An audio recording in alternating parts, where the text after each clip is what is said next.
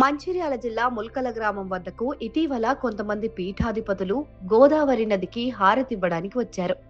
ఆ సమయంలో మీ గ్రామంలో ఆదిపరాశక్తి అమ్మవారు వెలిసిందని అన్నారంట. అయితే ఆ ప్రాంతం ఎక్కడో చెప్పాలని అడగగా పీఠాధిపతులు పోచమ్మ గుడి పక్కన ఉన్న భూమిలో శక్తి స్వరూపం ఉన్నట్లు తెలిపారు. అయితే గ్రామస్తులంతా కలిసి సోమవారం రోజున అక్కడ తవ్వకాలు జరిపారు. ఆ సమయంలో పీఠాధిపతులు చెప్పిన ప్రాంతంలో పురాతన అమ్మవారి విగ్రహం ఒకటి బయటపడింది. దీంతో గ్రామస్తులు ఆశ్చర్యం వ్యక్తం చేశారు. వెంటనే విగ్రహానికి పూజలు నిర్వహించారు.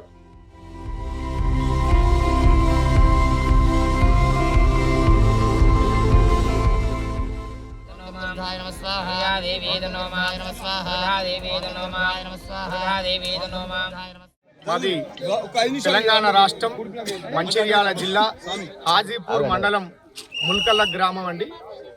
ఈ గ్రామం నందు 9వ తారీఖు రోజు 600 మంది మఠాధిపతులు, పీఠాధిపతులు, యోగులు మరి గోదావరి పరిక్రమణార్థం వాళ్ళు 10వ తేదీ రోజు మాకు గంగాహారతి ఇవ్వడానికి మా ముల్కల గ్రామానికి రావడం జరిగింది.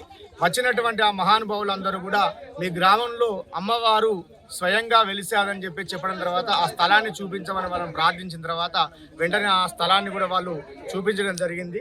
అనివార్య కారణాల వల్ల ఆ రోజే ఆ యొక్క విగ్రహాన్ని తీసేది ఉంది. ఎందుకంటే ఇది ప్రైవేట్ స్థలం కాబట్టి నాడ వెంకన్న గారు అనేటువంటి ఆ యజమాని యొక్క అనుమతి తీసుకొని ఈ రోజు అంటే 15వ తారీఖు 12/2020 సోమవారం రోజున ఈ రోజు అందరి గ్రామస్తుల సమక్షమునందు, భక్తుల యొక్క సమక్షమునందు, మా కమిటీ సభ్యుల యొక్క సమక్షమునందు ఈ అమ్మవారిని ఈ రోజు ఉదయం 11:30 అమ్మవారి యొక్క విగ్రహాన్ని బయటికి తీయడం జరిగింది.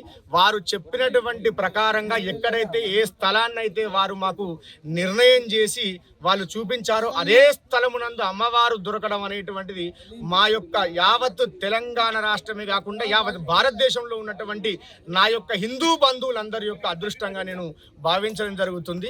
అదేవిధంగా ఈ రోజు సోమవారం రోజున పరమ పవిత్రమైనటువంటి ఏకాదశి రోజున అమ్మవారు వెలిసాది కాబట్టి 16 సంవత్సరాల నుంచి మేము అమ్మవారికి విజయ దుర్గాదేవిగా నవరాత్రులు జరుపుతూ ఉన్నాం, దుర్గా నవరాత్రులు.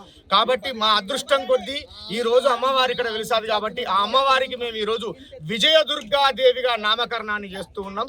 కాబట్టి భక్తులందరూ కూడా మరి తండోపతండాలుగా విచ్చేసి అమ్మవారిని దర్శించి అమ్మవారి యొక్క అనుగ్రహాన్ని పొందవలసిందిగా కోరుకుంటున్నాం. అతి ముఖ్యమైనటువంటి విషయం ఏంటంటే స్వామీజీలు మళ్ళీ వెళ్ళేటువంటి సమయంలో చివరిగా ఒక మాట చెప్పారు. విజయవాడలో ఉన్నటువంటి కనకదుర్గాదేవికి ఎంత శక్తి అయితే ఉందో ఈ అమ్మవారికి అంత శక్తి ఉంటుంది. మరొక విజయవాడగా ఈ ప్రాంతం అనేటువంటి ఒక మహాపుణ్యక్షేత్రంగా వెలిసిల్లుతుందని చెప్పడం నిజంగా మా గ్రామస్తులందరి యొక్క అదృష్టంగా భావిస్తున్నాను. విజయదుర్గా మాతాకి, విజయదుర్గా మాతాకి, విజయదుర్గా మాతాకి. లోకా సమస్త సుఖినో భవంతు.